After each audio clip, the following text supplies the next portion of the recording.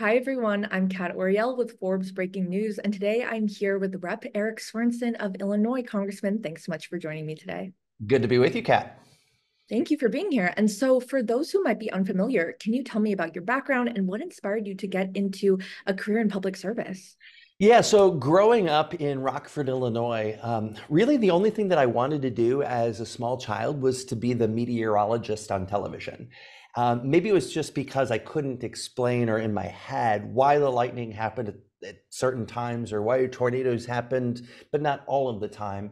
But I got to study at Northern Illinois University, became a meteorologist, and aside from the 5 years that I worked in Texas, I spent 20 years of my life in the same congressional district in Rockford, Illinois, and Moline, Illinois.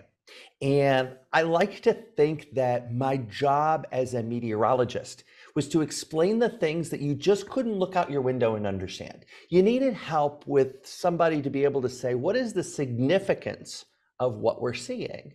And I realized for 20 years, I was in the same place, in people's homes, in their living rooms, helping them understand what was going on. And so when my Congresswoman, Sherry Bustos, when she decided that she was going to retire, I thought to myself, well, wait a minute, we just went through a pandemic. We didn't have enough people speaking truth to science as we were identifying it. We need somebody who believes that the solution to climate change has to be in the middle, has to encompass both the right and the left sides of the aisle. And then realizing, wait a minute, we haven't had a meteorologist in Congress in 50 years. And so that's when I decided, to step up to the plate. And here I am making things count today. How would you say that experience has prepared you for being a lawmaker? Well, first things first, being a meteorologist means that you are connected to the people, right? So when there was bad weather, when there was a tornado, I would go and show up afterwards. When I got off the air, I wanted to see what had happened. And so I created the relationships with the people that I was serving. So telling people to go in the basement for the tornado, right?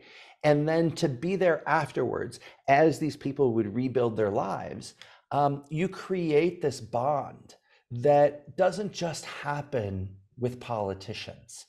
The bond happened over years and years and years. And so that's something that, is unique to me because I have this bond from a different angle. It's not an angle that is partisan politics. The way to success here, was through the bad weather. Hmm.